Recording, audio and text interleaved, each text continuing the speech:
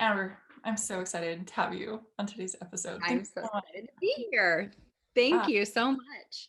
I feel like this has been a long time waiting. I've been looking forward to chatting for so long and following what you do for such a long time. So yeah, thanks Oh, for well, being thank you. here. It's an honor to be here. I love what you do too. Mm, Thanks. We're, we, Thanks. uh, it's like we're destined to talk. We have that, that service heart to help teachers. So I'm just so excited to have this conversation today. Yeah, service art, well said. It really is like a desire Mhm. to help teachers in a variety of ways. For anyone Mhm. listening to this or watching this on our YouTube channel, or listening on our podcast, Amber helps teachers who are experiencing burnout and those who want to prevent it. And she does so much more in school settings and in an online setting. So, but today we especially get to hear Amber's story and how this all came about and her personal path and her teacher transition story. So, Amber, tell us, what did you teach as a teacher? So I started teaching back in 2007, and I started actually I got really lucky. I graduated in December of 2006, and then I got hired to take over a classroom for a teacher who was actually doing her own transition to a different position, and took over her fifth grade classroom for the rest of that school year, and then got my own classroom the following year in first grade. I taught first, second, then third, and then went back to first after. And I can tell you about this transition where from burnout, and I wanted something more. I took a risk and it did not go the way that I had hoped or planned. And that's when I landed back in first grade at a different district for a couple more years. Can you tell us a little bit about that risk that you took? Sure. Yeah. So in 2014, I went into that school year, and I've told, I've told my burnout story so many times. And part of it is really the fact that from that first year in 2007, when I got my first classroom, I started burnout right away. I started riding that roller coaster. It was just an awful experience with a team that was just not a good fit for me because I'm a dreamer, I'm futuristic, I'm a collaborator, I get excited, and they didn't want any of that. And my mentor was also very just not a good fit, for lack of a better term, just not a good fit. She tried to put me in that box, and I'm just not, that's not who I am. And but we were so lucky at that district, that school. My husband taught in the same school, the literal same building. Our daughter went to school through that district as well. So it was a great experience. We had a lot to be grateful for, but it was a lot of that roller coaster. I'd be okay, and then I would, ride that roller coaster over and over again. And it just turned out after a few years that I was like, this is enough. Like, I clearly need to grow. I got my master's degree in 2013. And I knew I didn't want to be a principal, but I didn't know what I wanted. I knew I didn't want to be in the classroom for my entire teaching career, but I could not answer the question, well, what do you want to do? I just didn't know. And I had all those nasty conversations with myself, like, how could you be so ungrateful? You're a great teacher. Your students love you, and I'm not trying to pat myself on the back, but I'm sure a lot of your listeners can relate. Like, parents wanted me to have their kids. I was a really good teacher and I loved teaching, but for some reason, there was just something in me that said, there's something more. There's something more. And I kept having that inner dialogue. This is all there is for you. That you went to school to be a teacher. This is what you will do. This is all there is for you. And I don't say that in a way that like you're just a teacher. That's not what I'm saying. This isn't a place of judging the profession. For me, I just knew there was something else, but I could not verbalize what it was because I didn't know. So there was a position in 2014 at the very end of the year. This came about in November, and I was searching. I had opened up to the universe that, I'm just going to see what's out there, see how it feels. And this position came about for an executive director of a nonprofit that was an educational nonprofit in our local community. And I was like, this is perfect. I get to be a leader, but I don't have to be a principal, and I get to still be in education. I still get to work in the school district, because the nonprofit, I won't go into all the details, but they did after school programs and adult education and things like that. And I was like, this is going to be amazing.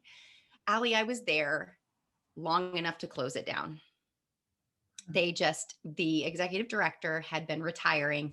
They were in an awful financial position, and they thought that hiring someone new was just going to turn it all around. And there was no going back. There was no going back.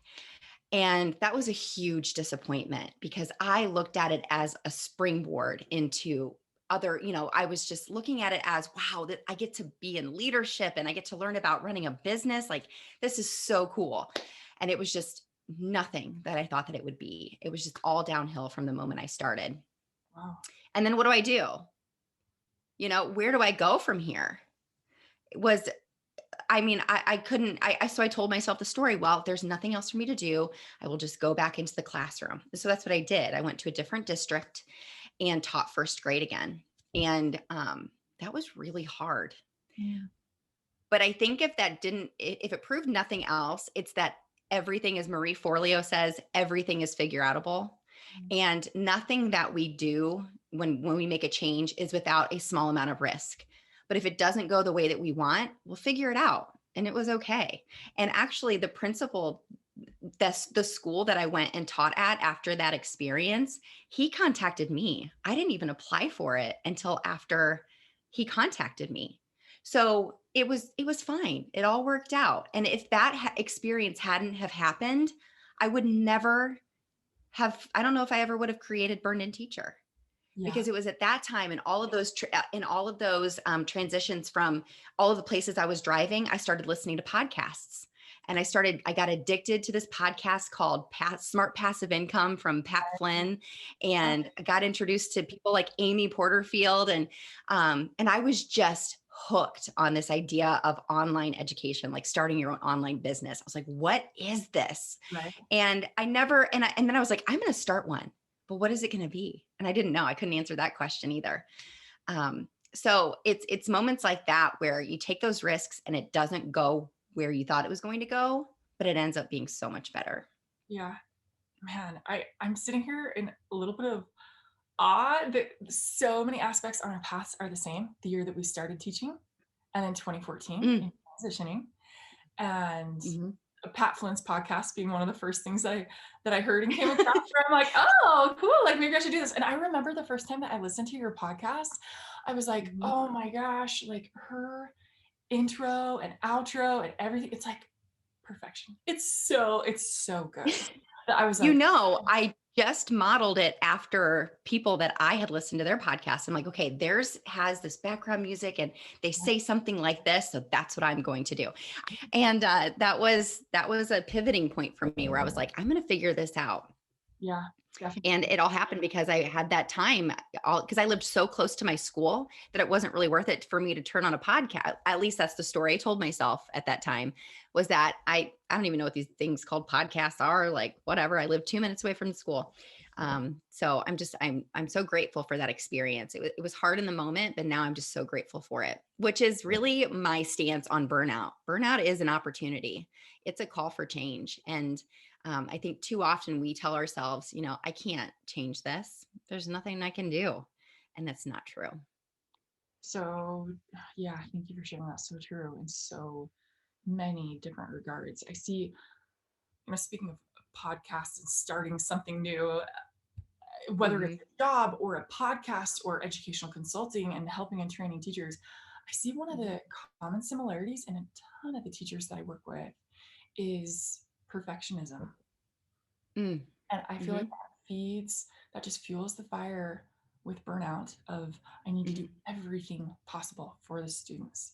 I need like all of the ideas that come to mind. I've got to tackle them all. Everything that's asked of me from this person, that person, whether it be administration, parents, whatever, I've got to do it all. And so the way that I see perfectionism play out with a lot of teachers that I work with is, I don't know the end of the story of like what job I could have, what opportunities might open up if it is educational consulting or instructional design or working for an education company or a nonprofit organization or something that's inside or outside of the education sector or starting their own Right. thing. Not knowing like 35 steps from now sometimes prevents teachers from even taking the first step, even if it is just Absolutely. signing up for something that might be helpful. You know what I mean? So Mm-hmm. Mm-hmm. Yeah. definitely. It's, there's, like I said, there's a small amount of risk in everything that you do. But if nothing else, if it's just exploring other opportunities and seeing how it feels. That's when I talk to teachers who are what I call burned and bored, and they're looking for a change, which is definitely where I was at that point in my career whenever I was searching, is that you're not going to lose your job by jumping on a job searching website and seeing what looks interesting to you.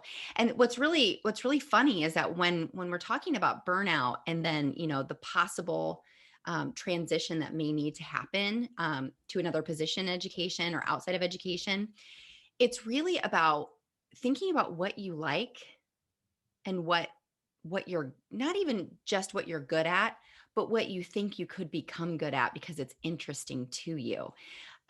When I work with teachers that are really struggling with burnout, they don't even know what they like. They have disempowered themselves to such a state where they don't think that they're good at anything because of whether it's the perfectionism or just negative self-talk, where they don't think that there's a possibility that they could even love teaching again, which is also not true. If that is your goal, then we need to work through whatever is keeping you from allowing yourself to love teaching again. And maybe those are those stories you're telling yourself about what grade level you're in, or that you have to stay in that school, that toxic culture that school is providing, whatever it is. Everybody's story is different, but it's definitely just that knowing, having clarity, and clarity gets there's no room for clarity when you're overwhelmed and when you're telling yourself that everything has to be perfect and that you don't have time. Yeah. Well said. Oh, gosh, well said. I feel like, if a teacher's at the very beginning phases of burnout and starting to recognize a little bit of the angst or mixed feelings, that kind of meh feeling, that's one phase. Mhm. Someone allows that to continue to persist year after year. And if they feel helpless, like I can't do anything about it, so they don't do anything about it. What do you see, or do you see any differences between people that are at the beginning of that and those who've experienced that for maybe 8 years Mm. or 15 years in Yeah. maybe a sense of helplessness or kind of Mhm. empowered, proactive? What do you see that's similar with the teachers that you work with? Yeah. And what do you recommend for people in different stages? That's a really good question. So I'm looking above the computer right now because I have in front of me, I have a Burned In Teacher Success Roadmap. And I have 6 stages of burnout. There are 6 stages. So I have a burnout quiz. I don't know if you're familiar with that or not, but it helps you to determine what type of burnout you're struggling with. And so a lot of people that you are probably working with are people who are burned and bored, who seem to have it all together, but they just need a challenge, a lot like where I was in 2014. I knew I wanted to do something different, but I didn't know what that was. And I seemingly had it all together. Great relationships. I wasn't working all hours of the day. I had a great family, lived 2 minutes away from the school, all these great things. But I was just miserable. I would go home and cry like, oh, I can't keep doing this. But it was because of the stories I was telling myself. Or you may work with a lot of people who are, like you just said, like that super negative, apathetic, like, I'm just so over this. I cannot go another day into that building. Maybe they're struggling with relationships or whatnot. That's burned and over it, or burned and unbalanced, being that this is just too much. I cannot continue to work 70 plus hours a week and see no return on my time investment. I'm just going to go do it all again next week. So once they take that quiz, you can identify yourself through, I have like this little ebook that kind of has different things you might be saying, thinking, and doing. And that stage 0 is where you are completely isolated. You're probably not searching for anything. You really feel like your only option is to quit. That's stage 0. Like, you are just so consumed by negativity, apathy, that negative self-talk. Stage 1 is where you know that something needs to change, but you feel guilty. You're telling yourself you're a bad person. How dare you feel this way? You're blaming everybody else for your hardships. You're not taking any of the responsibility, which I look at where I was in 2014. I was blaming everybody else for my misery. I was blaming my principal. I was blaming politicians and the bureaucrat, all of that stuff. I didn't put any of that responsibility on myself, which is not a good place to be, because you are 100% responsible for your life. And Stage 2. can I just Yeah, add, yeah, go ahead. I do feel like a lot of teachers, and I remember being in this stage of, oh, but my district's not providing me with the opportunity to do X, Y, and Z. A Mhm. lot of teachers can feel like, I want to grow, and there's this one position in our district to do fill in the blank, and I've been Mhm. really great at fill in the blank, but they're not Mhm. giving me that opportunity. And I Yeah. was one of those where I'm like, I really Huh? want something. There's one position in Yeah. thousands of teachers that, Yeah.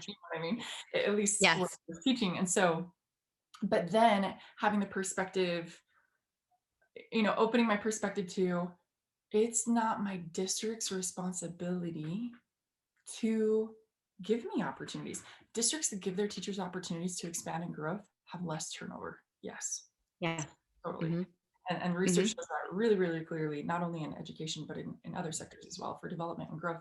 But if that's not how a district's structured, then like I shouldn't expect it of them, so Right. finding taking responsibility for one's own future path is kind of a different, Mhm. I almost want to say maturity level, even though I know people don't want to hear it like that, but it's like we need to own our own path Yeah. if Well, we want. here's the thing. So yes, and I don't mean to interrupt you with the Me different. too about, but no, no, you're not at all. Because it's an important thing to do, or to bring up, is that people like you and I who are coaches, okay, I compare it to my daughter who she hurt her elbow. She wanted to go to the doctor. It had been bothering her for months. She asked me, and this was perfect because we were in quarantine and she wasn't having practice anyway for cheerleading. So we're like, okay, we'll go to the doctor. So I called the doctor and they were like, listen, Amber, we could have you bring her in. They're just going to have you go do an x-ray. So we're just going to send you get an x-ray. So we go to the orthostat and they do an x-ray. There's nothing showing up. What we think is she's hyperextending, so she needs some physical therapy. So she's going to have to come back and we'll do some therapy sessions. And this was right before, um, this was just a few weeks ago. She was pissed. She did not want to go to physical therapy. And do you know why? She wanted a magic pill. I don't know if I think she would have been happy with a shot.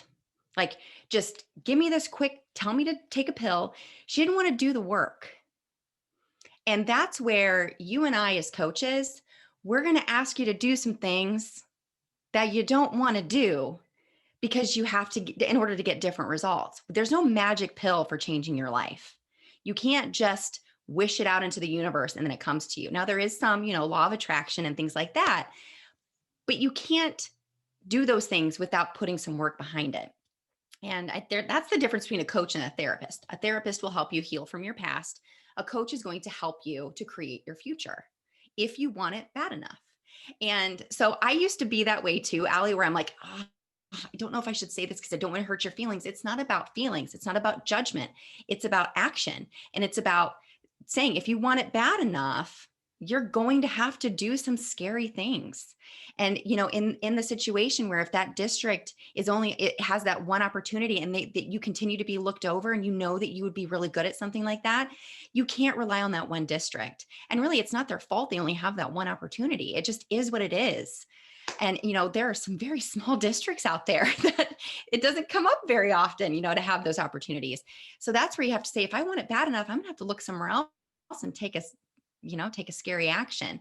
So that's where I've kind of deemed, just even in the last few weeks, like Burden Teacher is the no judgment zone of teacher communities. Like, there's no judgment here. Like, I don't say anything. I don't bring up anything to make you feel bad, but you have to question yourself. And you said that level of maturity, it's also a level of self-awareness, which is something I did not have back in 2007. I didn't know that by me bringing up all these ideas that I was coming across as bossy and stepping on toes. I wasn't trying to do that, but I know now, because I've had conversations and I've gone through my own practice, that I can come across as really aggressive when I'm just trying to be progressive. And Mhm. so I need to do some self-checking in that. Yeah, yeah. And you mentioned earlier, having a good team fit. I know some Yeah. teachers that I work with, they're like, well, I have these innovative ideas and my team Yeah. just wants to do everything that's photocopied and they've been doing for this many years. And it's like, okay, these Mhm. are these are different personalities, these are different Yeah. fits. Let's talk about pros and cons and options and strategies and routes, Mhm. different ways that you can take it. So Yeah. yeah, Yeah. So I can't remember how we got on the topic of that, but we're on the um, roadmap Do you want us Yeah. to kind of Yeah. So typically when somebody takes that quiz, they are searching or somebody has recommended it to them. And right away here, cause you asked about, if there were if I see a difference in the amount of years that someone is struggling. I don't know if in this case, it really matters how long you've been suffering. I think it's what you do with it. And when you have hit rock bottom and said enough is enough, and for some people that's years, and pain is the trigger to action. When you feel enough pain, you will either stay there because it's easier than doing something different and hearing things you don't want to hear and being told to do things that you don't want to do because it's uncomfortable.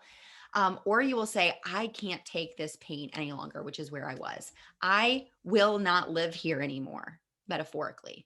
And literally, I didn't want to live where I was literally living. So we moved because I was like, this place is dragging me down. Anyway, so stage 2 is where when you take that quiz, you could go from a stage 0 or 1 to a 2 just by hitting submit and taking that quiz. It's super quick. It's like 6 questions because you're validated. That's what I lacked so much when I was going through these challenges by myself, other than coming home and crying to my husband and him being like, I don't care what you do. You're a good teacher. You're a good teacher, but do whatever you got to do because this is not okay. But get I didn't feel validated. I felt crazy. I felt like a bad person. I felt like a bad teacher, a bad human being for feeling the way that I was feeling. But when I finally started diving into the self-help sector, read Tony Robbins's book, started reading I had never heard of Seven Habits. I've never heard of that book ever. I How did love I not? habits, and I've been Yeah. able to work for their education division of Oh leading. my gosh. I don't know if you've I, seen the I curriculum. didn't even know. Look at this. These are all self-help books. Okay, my friend. This is because it matters. It matters to me so much because I was validated finally by just being an activator. I learned that's one of my top strengths is activator. I had to activate myself and educate myself. And then after that, stage 3 is where you're not just validated, but you're activated and you actually start trying things different. You start maybe having those hard conversations, maybe admitting that you were wrong, maybe admitting that this is not the right place for you or the right grade level or even the right profession.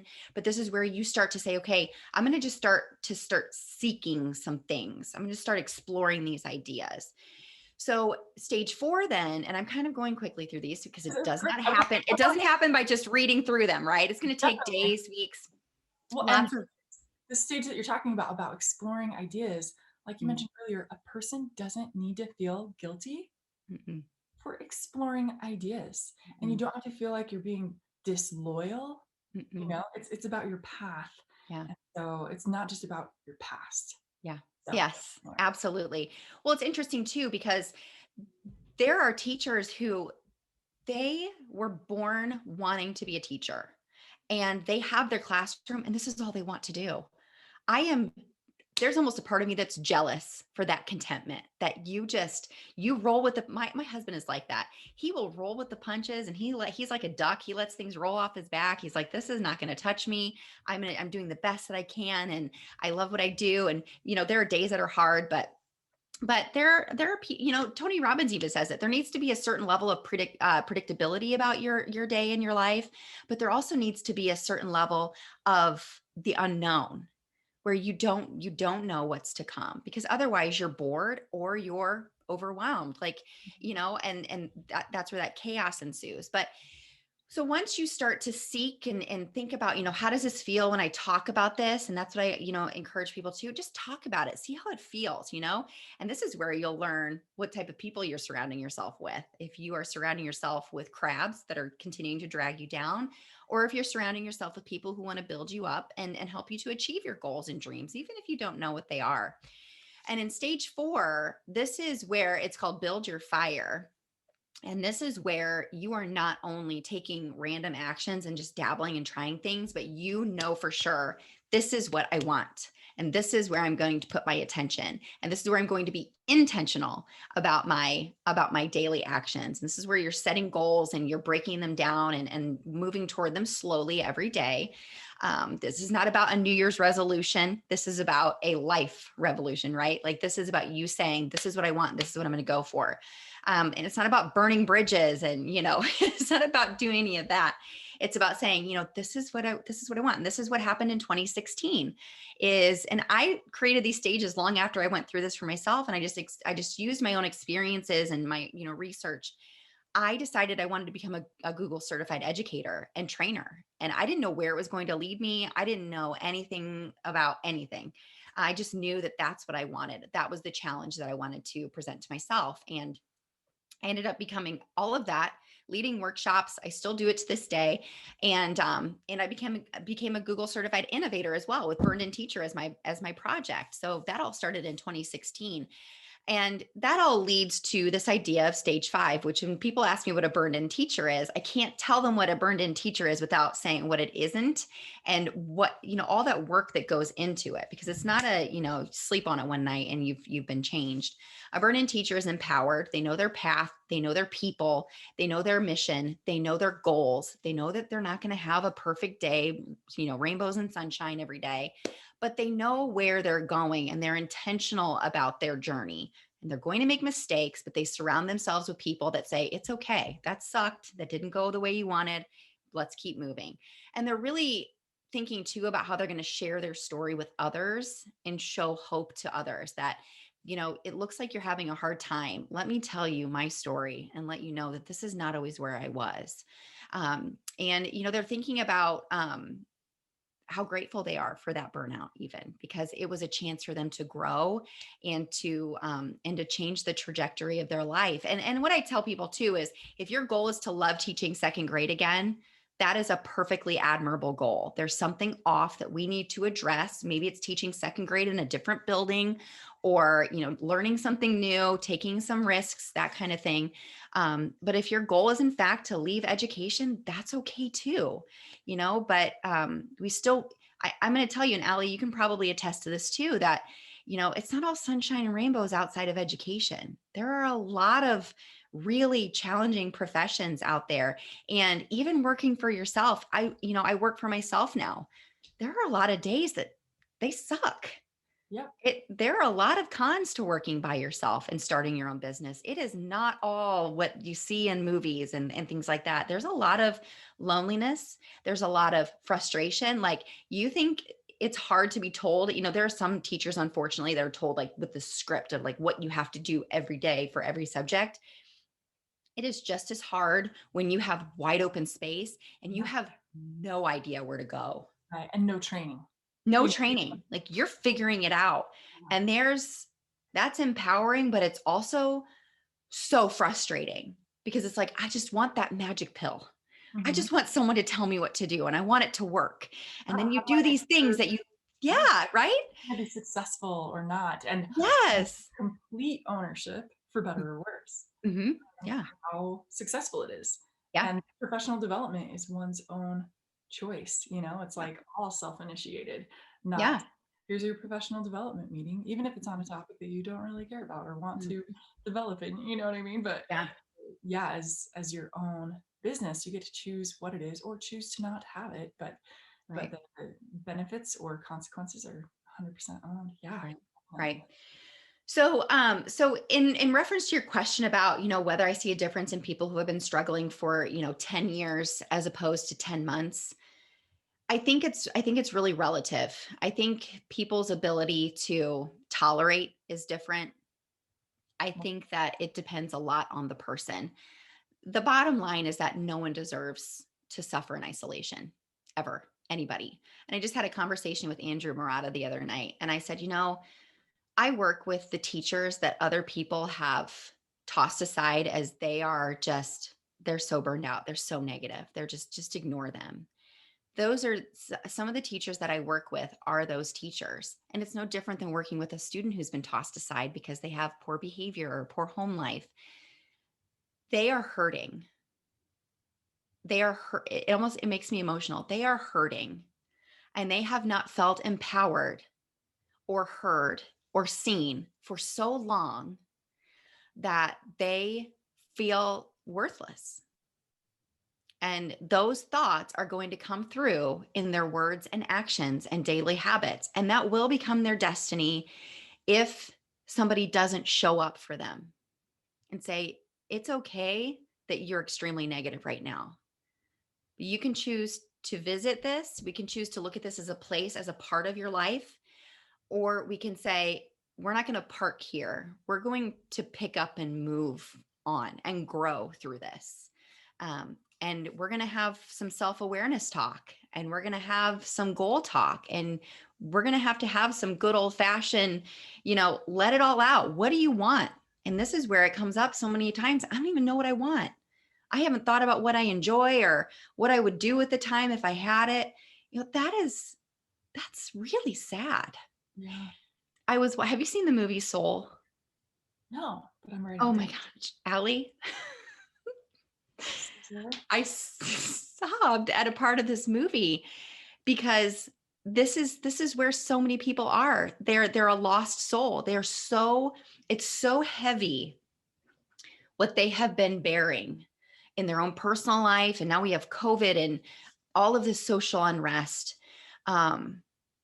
That it weighs you down. You lose who you are. You lose your identity. Mhm. And this is about more than being a teacher. I mean, it's just everything. And everybody deserves a chance to Yeah, do what they want, and to do what lights them up, and to enjoy what they do most days. There's no perfect profession out there, but yeah, everybody deserves a chance, and they deserve to have their voice heard without judgment. I agree completely. And wow, that without judgment part, I think for a lot of teachers, I do see with a lot of teachers, especially those who always dreamed of becoming a teacher. I Mhm, remember being like in second grade and I had this little school desk in my bedroom and a little place mhm, where I play school and both of my parents were teachers. And I definitely always planned on being a teacher. mhm, And I think for a lot of people who've always envisioned that and it's been their life plan, mhm, then when they get to a point where they're like, wait a second, if you've read the book Who Moved My Cheese, or mhm, it's mhm. like, wait, now I'm actually like, this has always been my dream, but now I'm having more dreams. Yeah. Like, is it okay to let myself dream? Or a lot of people feel guilt. And if they're Mhm, not happy in a classroom, a lot of people feel guilt about not being happy, like you said. And I love how mhm. you described, how you said sometimes I'm almost envious of, or that you have been envious at times of people who are content Uh-huh. with continuing to be in the classroom, right? I Yeah. just really, I've definitely seen with myself and with so many others that a lot of things relate with trajectory. Mhm, And mhm, sometimes some of us like a different growth curve or a steeper incline or mhm. new horizons. Some of us like to implement things in our classrooms more quickly. Maybe Mhm. it's ed tech, maybe it's new curriculum, maybe it's developing the curriculum, maybe Yeah. it's training on the curriculum. Like, Yeah. I really believe that some of those things are God given, and some of those things are just innate and Uh-huh. different gifts and strengths and desires and passions. Yeah. And we fuel like our soul in a way Mhm, when we allow ourselves the freedom to keep dreaming. A lot of people thought, okay, I'm going to major in this when they're, 19 or 20. They're like, mhm, okay, here's what I'll study. But mhm. you're not always 19 and 20, and it's so great to keep growing. You know, 100%. yeah, and if inside of a classroom is the best place for that for teachers, I always encourage it. And if outside of the classroom is the best place for teachers for that, I always encourage it. It's more so about following one's own path, Absolutely. happiness and yeah, and Well, and fulfillment. allowing yourself to be open to that possible transition. Yeah, Um, totally. I think too, and I'm sorry, I'm not trying to like quote Disney movies, okay? But Go it for it. spoke to me so much. There's a difference between a spark and a purpose. Something can spark your attention and spark your love for something, right? Um, but that doesn't mean that you have to attach yourself to that, to what you're doing now. You don't have to make that your identity. And I think that's what's happened to education in general. And I think that's being flipped on its head right now, is that you are a teacher. You were born to be a teacher. You will give of yourselves. And we've been fed that for decades and decades, right? And education, by the way, was never a profession that was meant to be sustainable. It wasn't. It was never created to be that. You were supposed to be a single woman who did not get married. And if you did, you left teaching. Like, it was, we won't get into all of that. But our, we, for me, I have really changed my perspective over the last, even 6 months of that. I have to be the person I want to be now in order to do the things that I would need to do to have what I want. I can't say I'm going to be happy when, or I'm going to get healthy when. I will, when I have more time, then I will prioritize my well-being and my happiness. Happiness doesn't come from outside sources. It comes from inside. It comes from you saying, I'm going to sit here in this moment and just enjoy it. I'm going to go for that walk this morning in the sunshine because I can. And I'm so grateful to be able to do that. I can't say, oh, the sun's up, I'm going to wait until spring, I'm just going to be miserable and unhappy. That's how I used to face winter, because I hate winter. But I used to say, oh my gosh, I'm going to get through this winter. And if I'm coming from that place, I am going to feel like I'm just surviving winter all winter. And I know that's a really kind of silly example, but it's true. Like, when we look at something from the perspective of, I'm just going to survive until the weekend, I'm going to just survive until retirement in 15 years, I'm just going to survive until spring break. And oh my gosh, no, Christmas break already came and went, or winter break just came and went. Now I just have to start. Like, when we go at things with that purpose of just surviving, that is who we are being, and we will do the things we need to survive. And then whenever we get to that place, we aren't going to have that happiness. We're not going to have that intent, because we've not been thinking about what we've wanted the whole time, which is just to be, whatever it is you want to be. And if you're looking at getting a different career, you have to think about, okay, if I want this different career, I can't wait and say, I will be happy when, because you won't be. You won't be. You'll get there and you'll go, this is it. Yeah. Like, I thought this was going to feel different.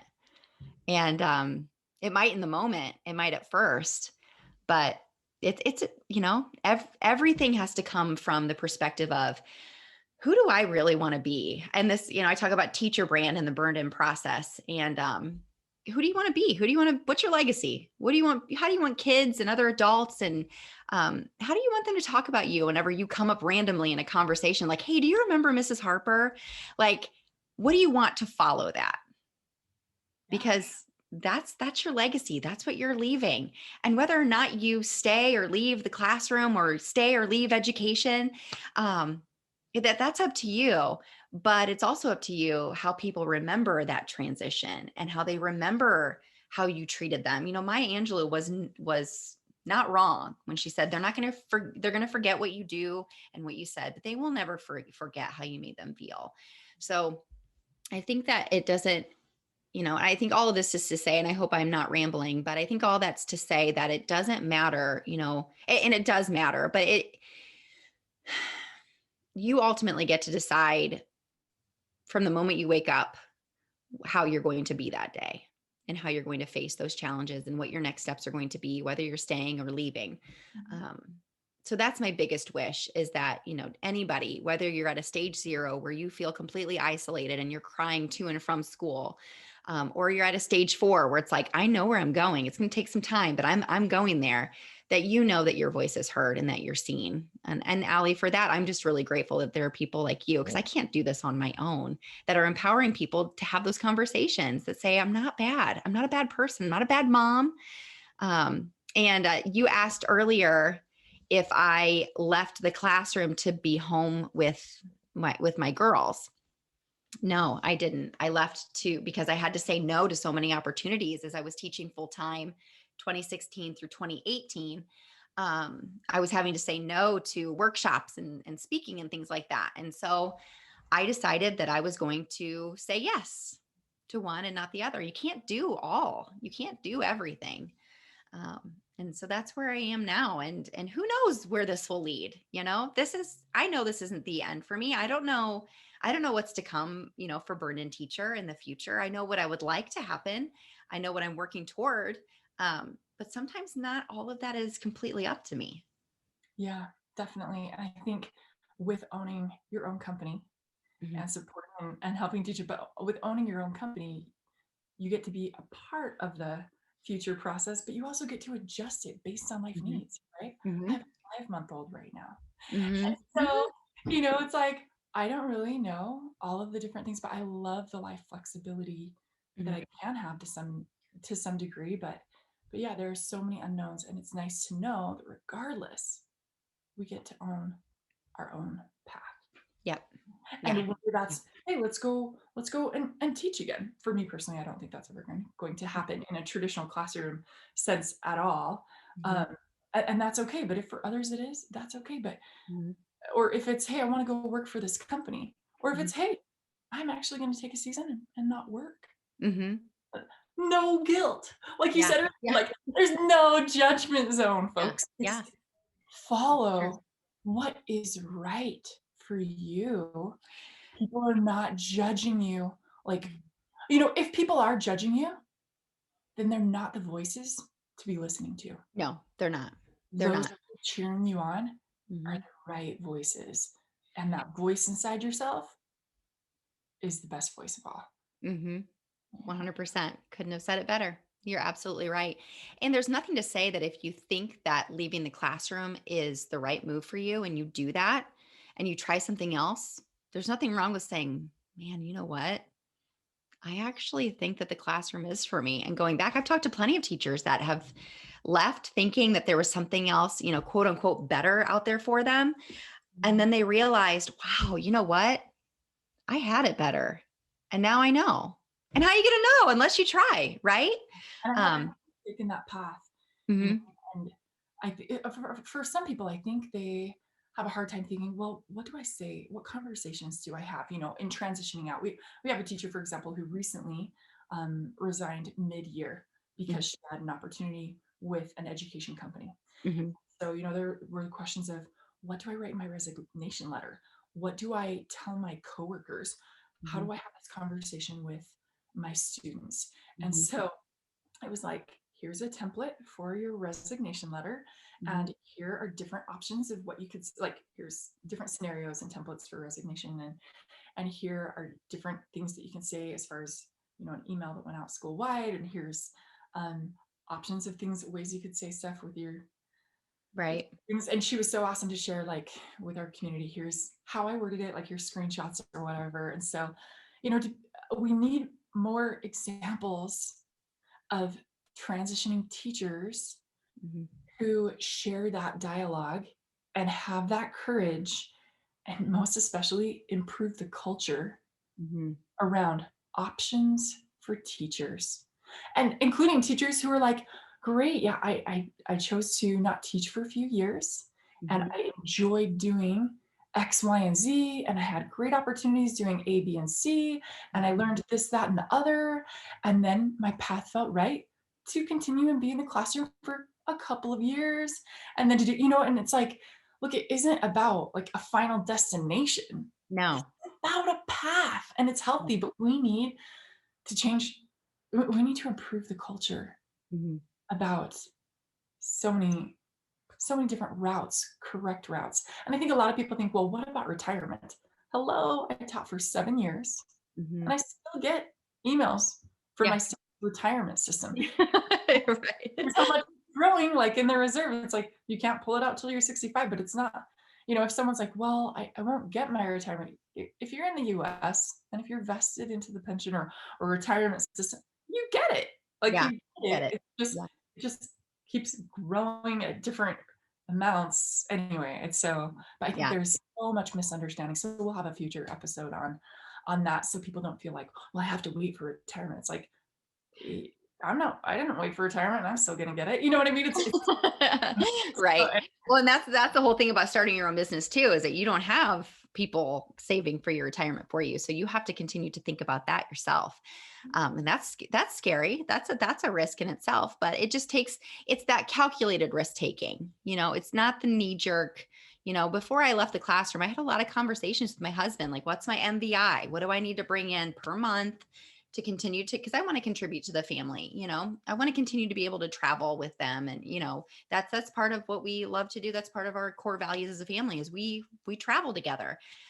So those are all conversations that just have to come with being validated, being activated, and being intentional about where you want to go. But that all starts with knowing it's okay that you want to make a change right now. But what do you want? And be honest. Don't tell people what you think they want to hear.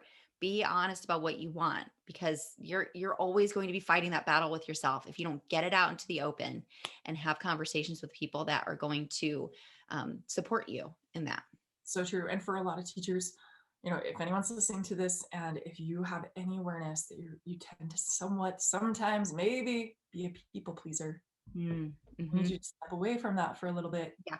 and maybe journal for a little bit, but really brainstorm to yourself, like, what do you want? And really brainstorm to yourself, if someone's in our membership or in the Find Your Next Dream Job course, they know, like, here's how to brainstorm your top strengths, your top interests, your top skills. Here's the research-based resources and surveys that help you identify the greatest fields, the greatest roles, the greatest Mm, opportunities that's going to relate with all that and really build on all the skills that you've developed for years in the classroom so that you're not just doing something random, but so many things. But I love how you, invited people to really look at mhm, what are you most interested in doing. So, mhm, Amber, mhm. thank you so much, not only for being in this episode, and I've just wanted to chat for so long, so I'm so glad we got to do this, but thanks for your needed influence for I teachers in appreciate it. this Thank you. space. And I know it's not always easy to like run your own company and to figure out how to do all of this. So thanks for your example. And yeah, you bring a lot of light to a community that really needs it. So Oh, thank you. You too. I'm so glad that we connected. me too. We will link to your resources and the quiz and everything that you mentioned in our show notes. And everyone can find that at teachertransition.com/podcasts. And so we'll have that there. Okay. Thanks so Thank much. you. Amber.